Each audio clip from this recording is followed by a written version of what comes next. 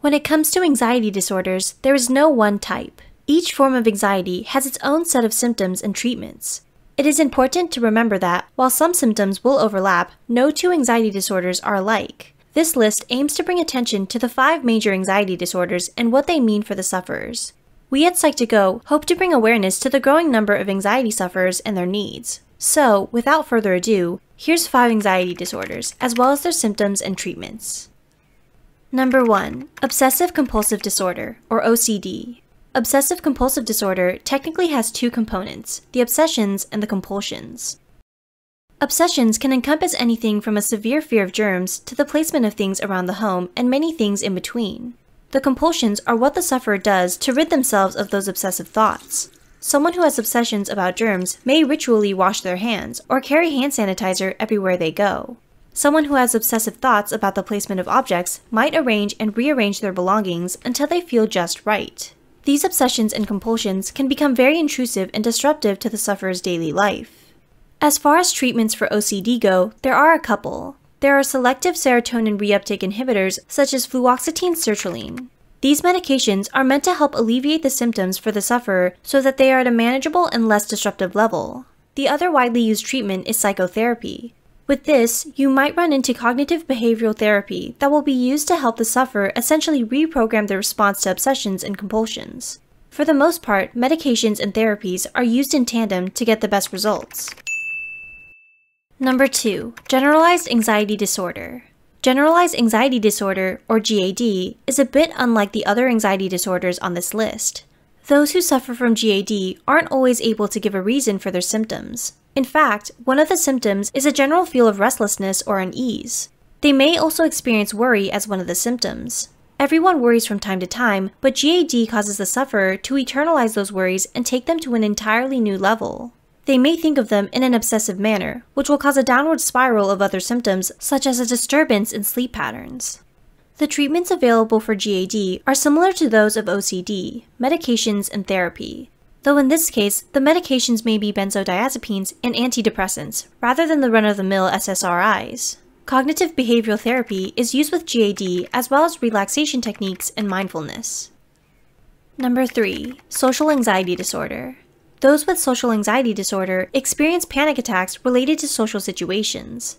This can manifest in a fear of public speaking or stage fright and can be so severe that they avoid going into public altogether. Social anxiety can also have symptoms of severe self-consciousness and a general fear of being around others.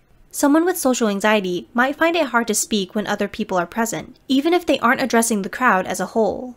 Social anxiety is mainly treated with SSRIs and therapy. As we stated before, just because a treatment option looks similar from one anxiety to another, it isn't going to be the same.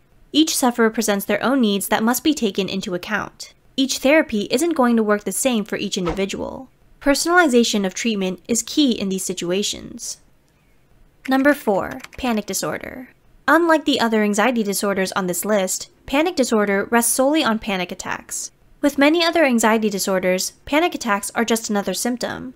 When it comes to panic disorder, those attacks are the symptom.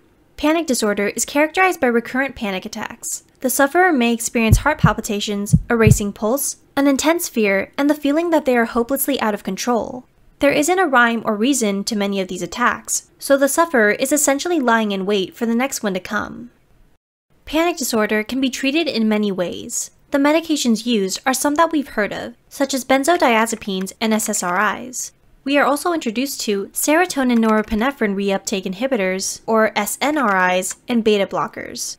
These medications, as with OCD, are often used in conjunction with therapy to help maximize the usefulness of each. Number 5. Post-traumatic stress disorder. Post-traumatic stress disorder, or PTSD, can be diagnosed in anyone. For the most part, you have probably heard it when someone speaks about veterans or police officers. While those careers have a higher rate of PTSD, it is in fact true that anyone can be diagnosed with it. PTSD is the result of a very traumatic event or series of events. This leaves the sufferer with flashbacks and night terrors where they feel as if they are right back in the event again. The sufferer may also suffer from panic attacks as well as phobias associated with people, places, or even sounds. Medications such as fluoxetine venlafaxine may be used in the treatment of PTSD. Therapies such as prolonged exposure, cognitive processing therapy, and brief eclectic psychotherapy may be utilized as well. Again, this is a situation where the use of medications and therapy together can help give a better outcome than just one alone. It is important to note that those with PTSD can lash out in certain situations, but there is no need to be afraid of the sufferers. There is nothing inherently dangerous about them. In fact, those with mental illness are exponentially more likely to be the victims of violent crimes than they are to be the perpetrator. This is not a complete list of the different anxiety disorders out there by any means, nor is it completely comprehensive in each description. There are many kinds of anxiety, these just happen to be the most talked about and diagnosed at this particular moment. Regardless of which anxiety disorder the diagnosis is for, it is important to remember that the sufferer is in need of help and acceptance. You don't have to understand anxiety to be able to offer an ear to talk to, or some words to keep them grounded in the moment. Remind the sufferer that they are alright, that what they are feeling are just symptoms of their anxiety, and that it will pass if given the time. Aside from that, just make sure that they know you are there with them, and wait it out.